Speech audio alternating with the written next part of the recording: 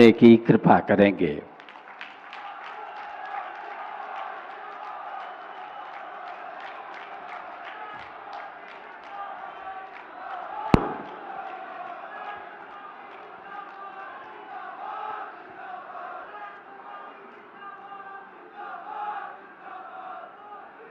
भारत माता की, भारत माता की। उत्तराखंड के लोकप्रिय युवा मुख्यमंत्री भाई पुष्कर सिंह धामी जी,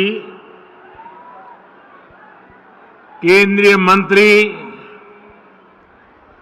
श्री अजय भट्ट जी, पूर्व मुख्यमंत्री रमेश पोखरियाल निशंक जी,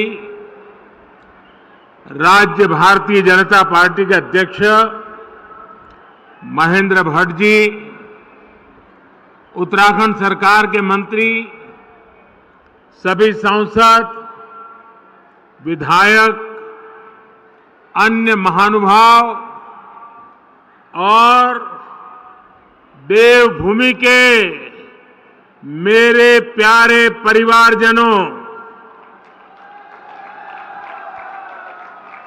आप सभी को प्रणाम।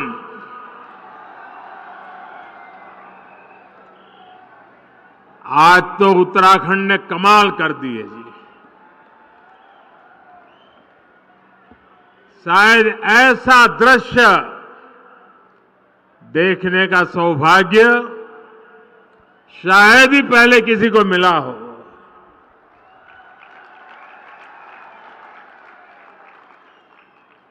आज सुबह से मैं उत्तराखंड में जहां गया, अद्भुत प्यार, अपार आशीर्वाद, ऐसा लग रहा था जैसे स्नेह की गंगा बह रही है।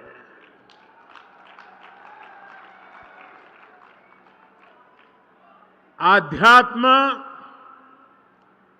और अप्रतिम शौर्य की इस धरा का मैं वंदन करता हूं।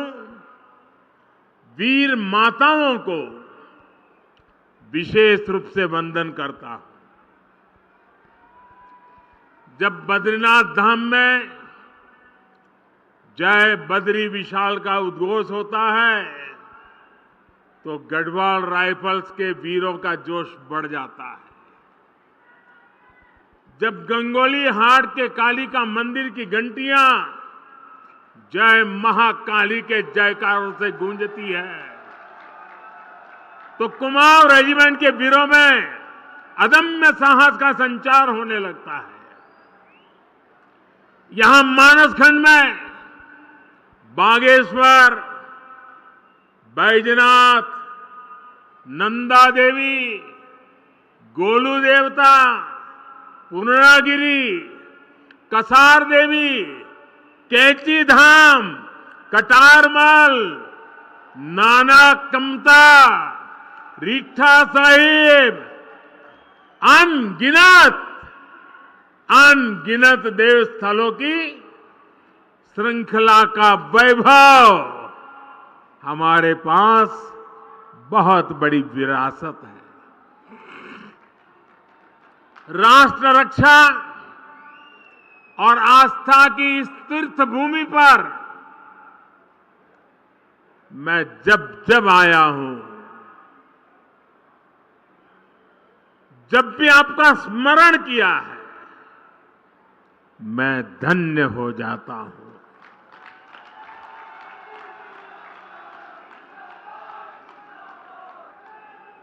मेरे परिवारजनों,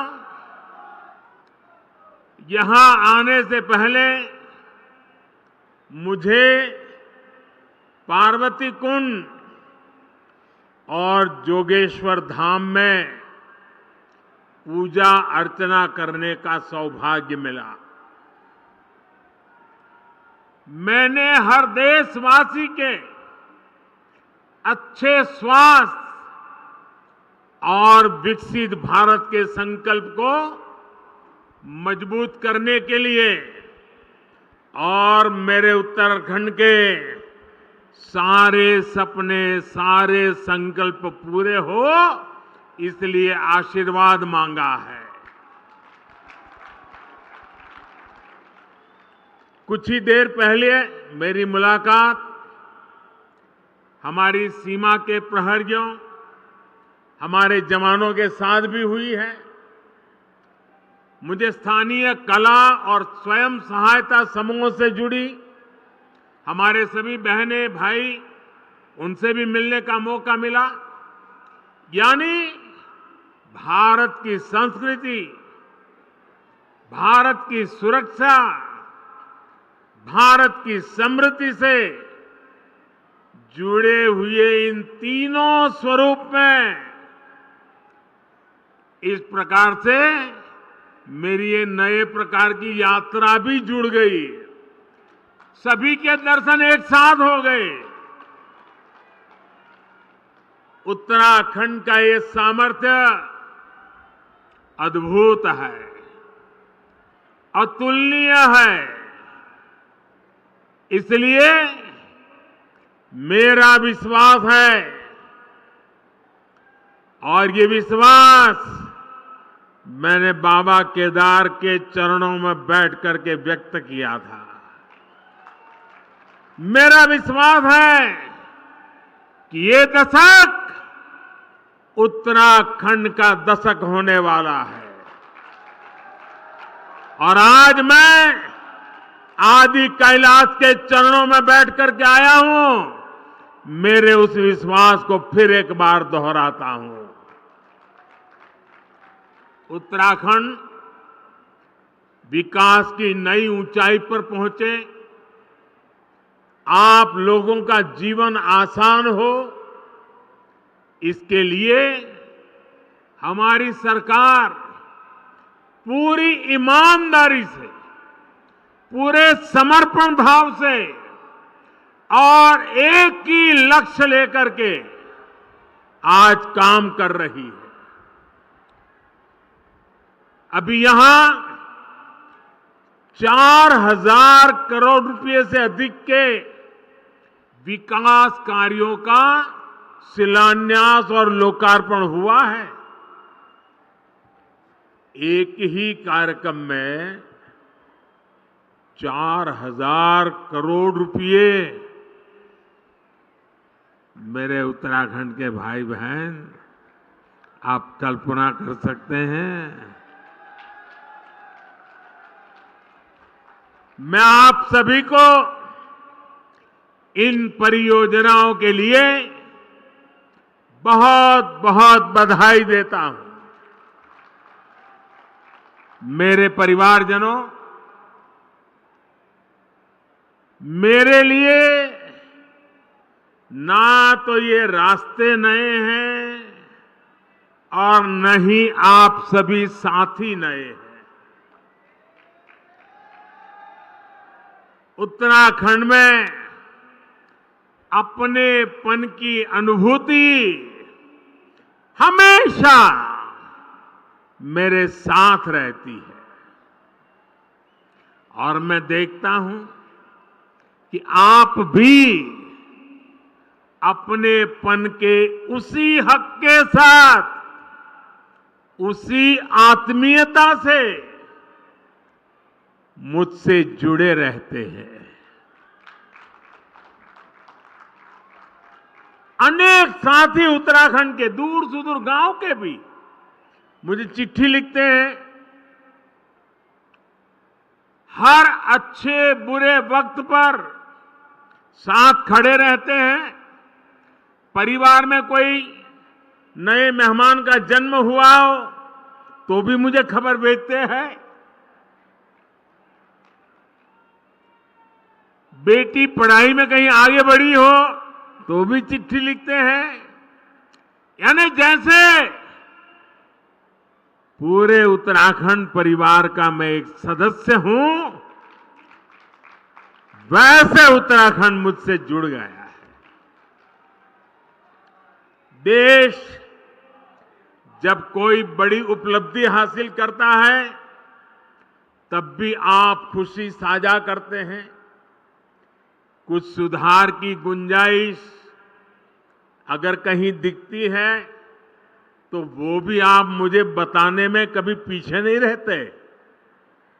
हाल ही में देश ने लोकसभा और विधानसभा में महिलाओं के लिए 33% सीटें आरक्षित करने का बहुत बड़ा ऐतिहासिक फैसला लिया है। 30-30, 40-40 साल से लटका हुआ काम माताओं बहनों आपके आशीर्वाद से ये आपका भाई, ये आपका बेटा कर पाया है। और मजा देखिए, उस दौरान भी मुझे यहां की बहनों ने बहुत सारी चिट्ठियां भेजी है। मेरे परिवारजनों, आप सभी के आशीर्वाद से आज भारत विकास की नई बुलंदी की तरफ बढ़ रहा है।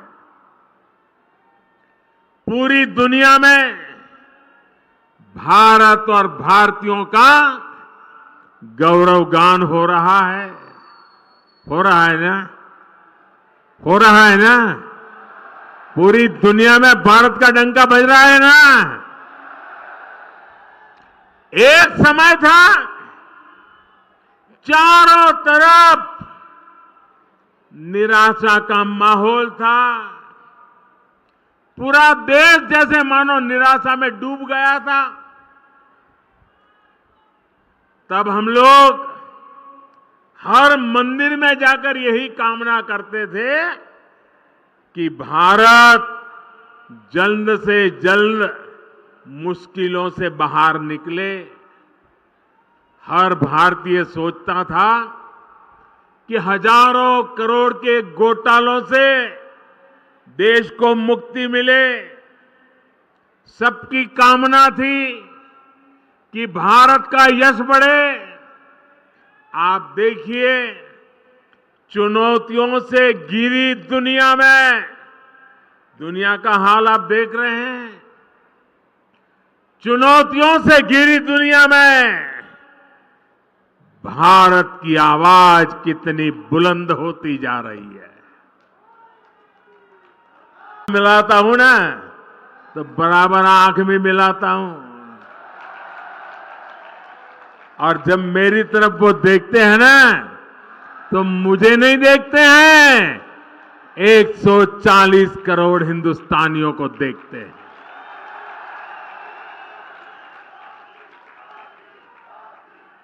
मेरे परिवारजनों, दूर सुदूर पहाड़ों पर देश के कोने कोने में जो लोग रहते हैं, हमने उनकी भी चिंता की। इसलिए सिर्फ 5 वर्ष में ही देश में 13.5 करोड़ गरीबी से बाहर आए। 13.5 करोड़ लोग। ये आंकड़ा याद रखोगे?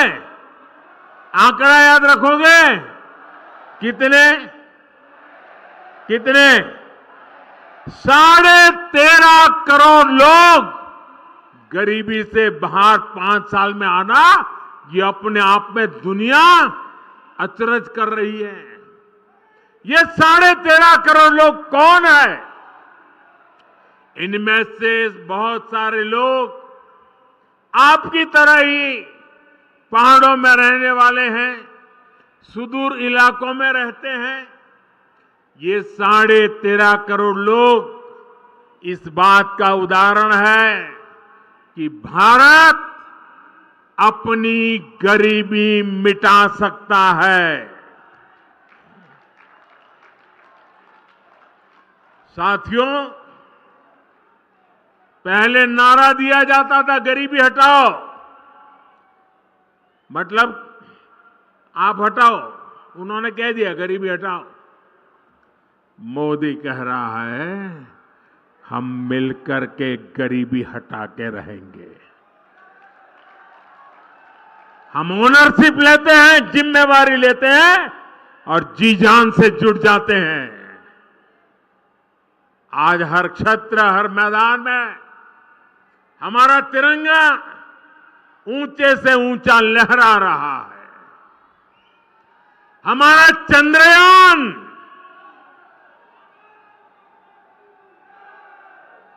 ये चंद्रयान जहां पहुंचा है, जहां दुनिया का कोई भी देश नहीं पहुंच पाया,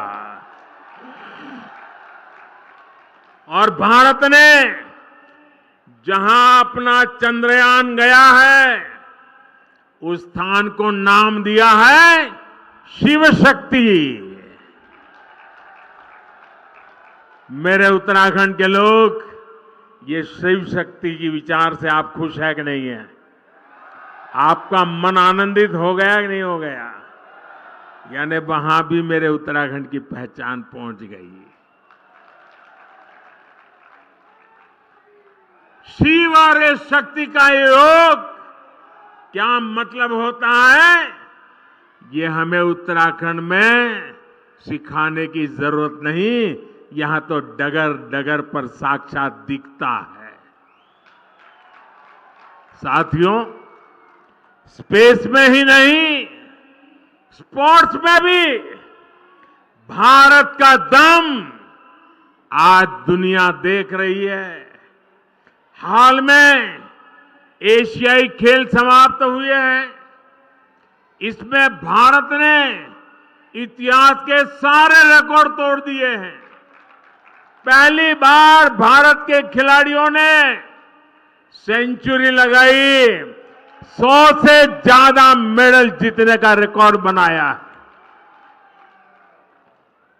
और आप जरा जोर से ताली बजाना। एशियन गेम्स में उत्तराखंड के भी 8 बेटे बेटियां अपना दमखम दिखाने गए थे। और इसमें हमारे लक्ष्य सेन की टीम ने भी मेडल जीता और वंदना कटारिया की हॉकी टीम ने भी शानदार मेडल देश को दिया है।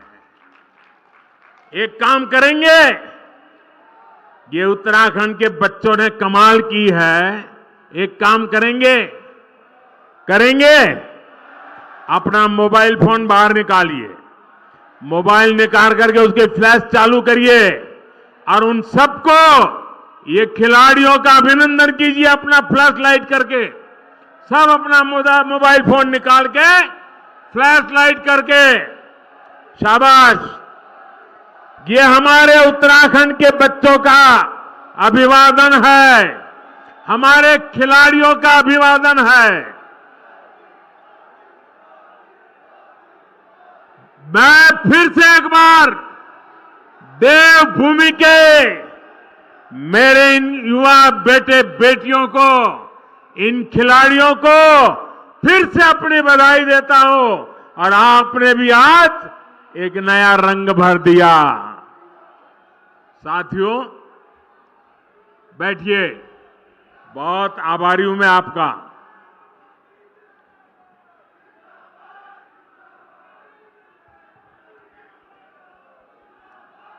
भारत के खिलाड़ी देश दुनिया में अपना परचम लहराए, इसके लिए सरकार खिलाड़ियों की पूरी मदद कर रही है।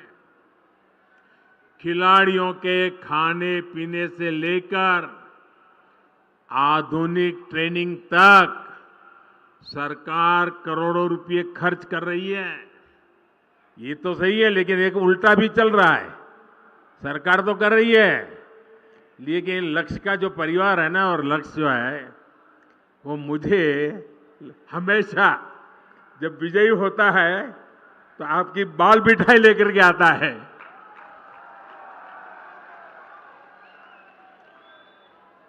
खिलाड़ियों को बहुत दूर नहीं जाना पड़े, इसके लिए सरकार जगह जगह खेल के मैदान भी बनवा रही है।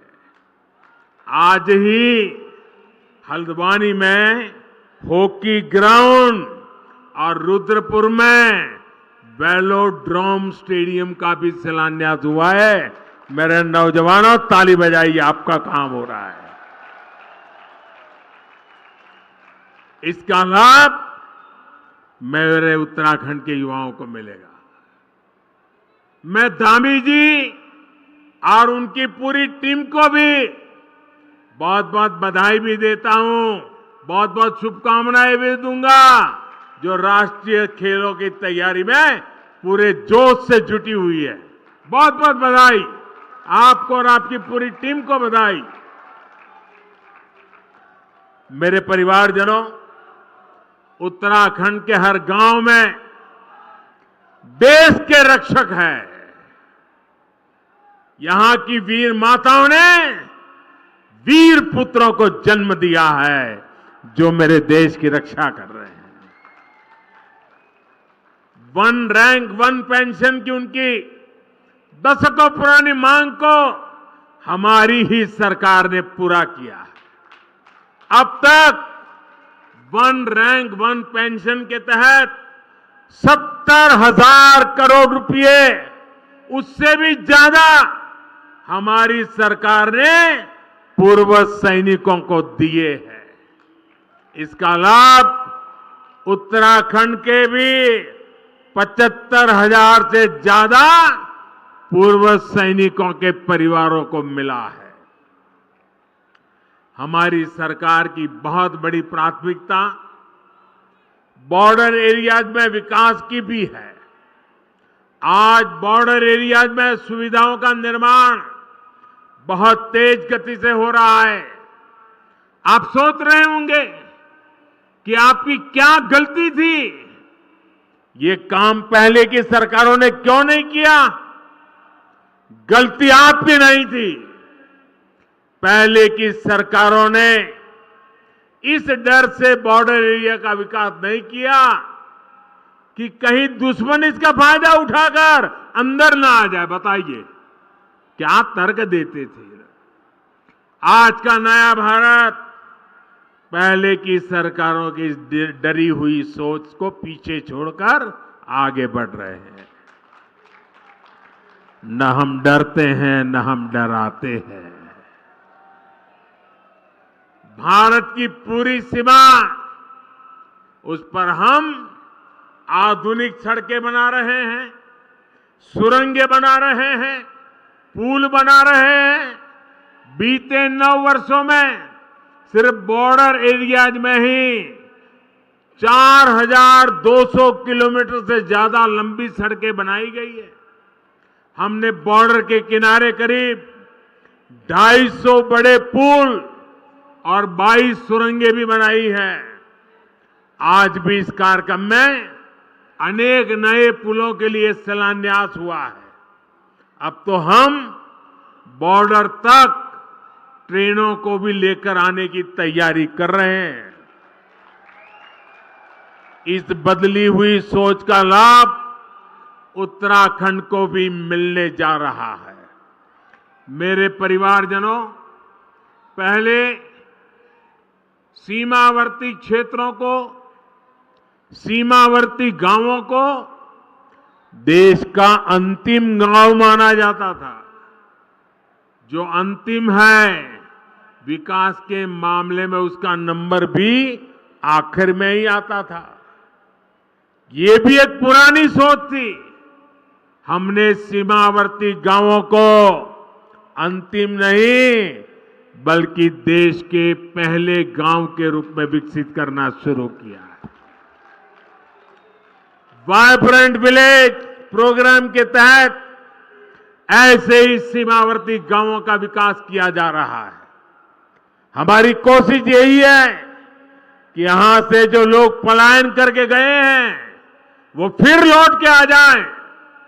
हम चाहते हैं इन गांवों में पर्यटन बढ़े, तीर्थ यात्रा का विस्तार हो। मेरे परिवारजनों, एक पुरानी कहावत है कि पहाड़ का पानी और पहाड़ की जवानी पहाड़ के काम नहीं आती। मैंने संकल्प लिया है कि मैं इस अवधारणा को भी बदल कर रखूंगा। आपने भी देखा है कि अतीत की गलत नीतियों के कारण उत्तराखंड के अनेक गांव वीरान हो गए। सड़क, बिजली, पानी, पढ़ाई, दवाई, कमाई, हर चीज का अभाव, और उस अभाव के कारण लोगों को अपना घर छोड़ना पड़ा है। अब स्थितियां बदल रही है। जैसे जैसे उत्तराखंड में नए अवसर बन रहे हैं, नई सुविधाएं बन रही हैं, वैसे वैसे अनेक साथी गांव लौटने लगे हैं। डबल इंजन सरकार का प्रयास है कि गांव वापसी का यह काम तेजी से हो। इसलिए इन सड़कों पर, बिजली के प्रोजेक्ट्स पर, अस्पतालों पर, स्कूल कॉलेजों पर, मोबाइल फोन के टावर पर इतना बड़ा निवेश किया जा रहा है। आज भी यहां इनसे जुड़े हुए कई प्रोजेक्ट शुरू हुए हैं। यहां सेब के बागान और फल सब्जियों के लिए बहुत संभावनाएं हैं। अब जब यहां सड़कें बन रही हैं, पानी पहुंच रहा है, तो मेरे किसान भाई बहन भी प्रोत्साहित हो रहे हैं। आज जो पॉली हाउस बनाने और सेब के बाग विकसित करने की योजना भी शुरू हुई है। इन योजनाओं पर 1100 करोड़ रुपए खर्च होने वाले हैं। इतना सारा पैसा उत्तराखंड के हमारे छोटे छोटे किसानों का जीवन बेहतर बनाने के लिए खर्च किया जा रहा है। पीएम किसान सम्मान निधि के तहत भी उत्तराखंड के किसानों को अब तक 2200 करोड़ रुपए अधिक मिल चुके हैं। साथियों, यहां तो मोटा अनाज, श्री अन्न भी अनेक पीढ़ियों से उगाया जाता है। मैं जब आपके बीच में रहा करता था, बहुत समय काटा है आपके बीच में, तब घर घर में मोटा अनाज भी खूब खाया जाता था। अब केंद्र सरकार इस मोटे अनाज को, श्री अन्न को दुनिया के कोने कोने तक पहुंचाना चाहती है। इसके लिए देश भर में एक अभियान शुरू किया गया है। इनका भी बहुत बड़ा फायदा हमारे उत्तराखंड के छोटे किसानों को मिलने जा रहा है। मेरे परिवारजनों, हमारी सरकार माताओं बहनों की हर मुश्किल, हर असुविधा को दूर करने के लिए प्रतिबद्ध है। इसलिए हमारी सरकार ने गरीब बहनों को पक्का घर दिया। हमने बहनों बेटियों को शौचालय बनाकर दिया, गैस कनेक्शन दिए, बैंक में खाता खुलवाया, मुफ्त इलाज जो किया, मुफ्त राशन आज भी चल रहा है ताकि गरीब का घर का चूल्हा जलता रहे। हर घर जल योजना के तहत उत्तराखंड में 11 लाख परिवारों की बहनों को पाइप से पानी की सुविधा मिल रही है। अब बहनों के लिए एक और काम किया जा रहा है। इस साल लाल किले से मैंने महिला स्वयं सहायता समूहों को ड्रोन देने की घोषणा की है। ड्रोन के माध्यम से खेतों में दवा, खाद, बीज, ऐसे अनेक काम किए जा सकेंगे। अब तो ऐसे ड्रोन भी बनाए जा रहे हैं कि फल सब्जियों को निकट की सब्जी मंडी तक पहुंचा सके। पहाड़ में ड्रोन से दवाओं की डिलीवरी भी तेजी से करा सके। यानी महिला स्वयं सहायता समूहों को मिलने वाले ये ड्रोन उत्तराखंड को आधुनिकता की नई ऊंचाई पर ले जाने वाले।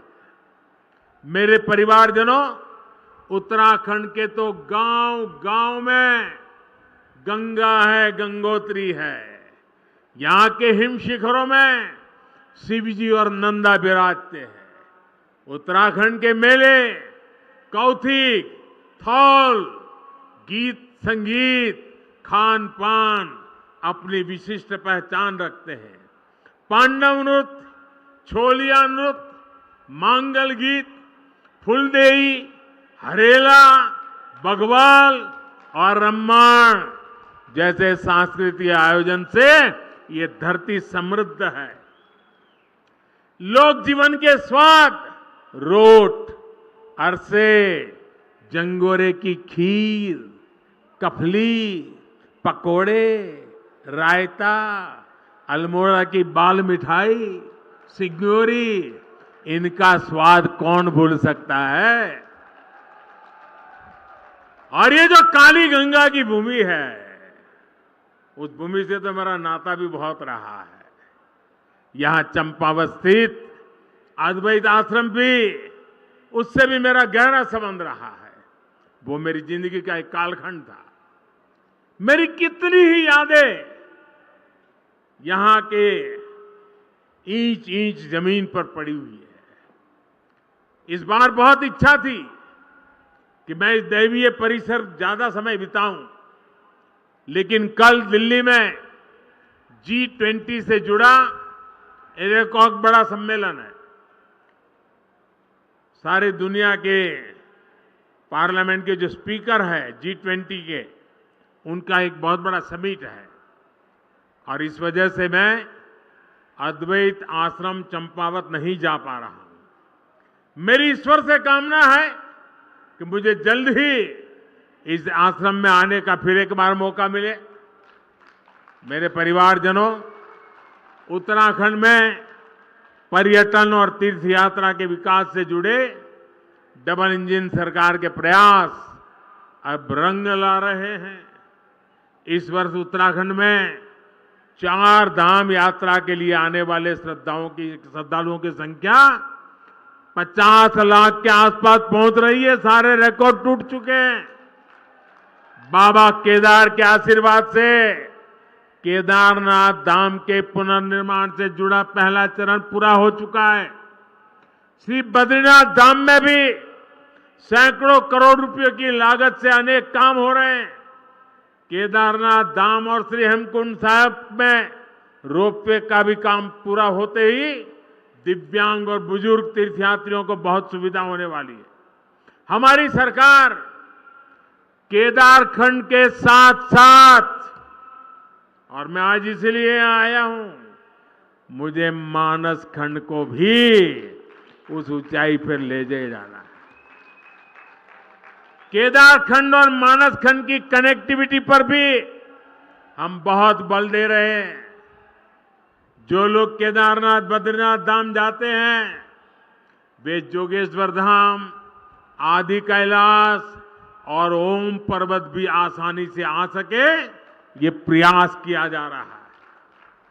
आज जो ये मानसखंड मंदिर माला मिशन शुरू हुआ है, उससे भी कुमाऊं के अनेक मंदिरों तक आना जाना आसान होगा। मेरा अनुभव कहता है कि जो लोग बद्रीनाथ और केदारनाथ आते हैं, वे भविष्य में इस और जरूर आएंगे। उनको इसी क्षेत्र का पता नहीं है, और आज जरूर वीडियो जब टीवी पर देखेंगे ना, ये मोदी चक्कर काट के आया है, आप देख लेना। हर एक को करेगा यार, कुछ तो होगा। और आप तैयारी करो, यात्रियों की संख्या बढ़ने वाली है। मेरा मानस खंड धम-धम होने वाला है जी। साथियों, उत्तराखंड की बढ़ती हुई कनेक्टिविटी यहां के विकास को नई ऊंचाई पर ले जाने वाली है।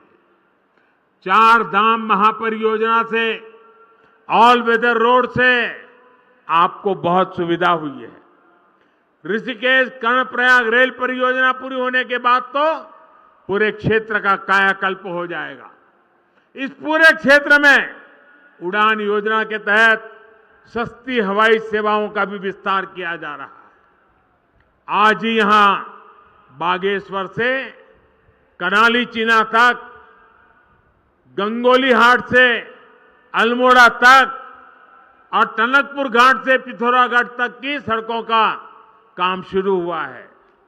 इससे सामान्य जन को सुविधा के साथ साथ पर्यटन से कमाई के अवसर भी बढ़ेंगे। मुझे खुशी है कि यहां की सरकार होम स्टे को प्रोत्साहन दे रही है। पर्यटन तो एक ऐसा सेक्टर है जहां सबसे अधिक रोजगार है और कम से कम पूंजी लगती है। आने वाले समय में तो टूरिज्म सेक्टर का बहुत अधिक विस्तार होने वाला है, क्योंकि पूरी दुनिया आज भारत आना चाहती है, भारत को देखना चाहती है, भारत को जानना चाहती है। और जो भारत को देखना चाहता है वो उत्तराखंड आए बिना भारत को देखना उसका पूरा नहीं हो सकता। मेरे परिवारजनों, बीते समय में उत्तराखंड जिस तरह प्राकृतिक आपदाओं से घिरा रहा है, उससे भी मैं भली भांति परिचित हूं। हमने अपने बहुत से स्वजन खोए हैं। प्राकृतिक आपदाओं से निपटने के लिए अपनी तैयारियों को हमें बेहतर करते रहना ही है और हम करते रहेंगे। इसके लिए आने वाले 4-5 सालों में उत्तराखंड में 4000 करोड़ रुपए खर्च किए जाएंगे।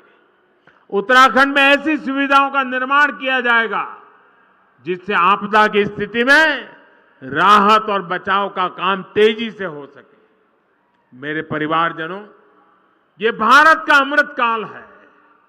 ये अमृत काल देश के हर क्षेत्र, हर वर्ग को सुविधा, सम्मान और समृद्धि से जोड़ने का काल है।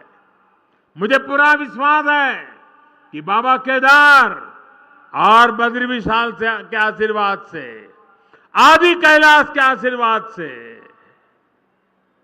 हम अपने संकल्पों को तेजी से सिद्ध कर पाएंगे। एक बार फिर इतना प्यार देने के लिए 7 किलोमीटर, मैं सचमुच में मेरे पास वर्णन करने के लिए शब्द नहीं है। मैं हेलीकॉप्टर से निकला, 7 किलोमीटर यहां आया और आने में भी देर इसलिए हुई, 7 किलोमीटर दोनों तरफ वो ह्यूमन चेन नहीं थी, ह्यूमन वॉल थी। ऐसी भीड़ लगी थी और जैसे परिवार में कोई अवसर हो वैसे उत्सव के कपड़े पहनकर, शुभ प्रसंग के कपड़े पहन करके मंगल वातावरण में माताओं के हाथ में आरती, फूलों के गुलदस्ते आशीर्वाद देने से वे रुकते नहीं थे। ये मेरे लिए बड़ी भावुक क्षण थी। मैं आज पिथौरागढ़ को और पिथौरागढ़ जिले के सब लोगों को, इस पूरे खंड को, मेरा मानस खंड, उसने आज जो प्यार बरसाया, उत्साह दिखाया है, मैं शत शत नमन करता हूं, आपका आभार व्यक्त करता हूं। एक बार फिर आप सभी को बहुत बहुत शुभकामनाएं। मेरे साथ बोलिए, दोनों हाथ ऊपर करके पूरी ताकत से बोलिए, भारत माता की, भारत माता की, भारत माता की। बहुत बहुत धन्यवाद।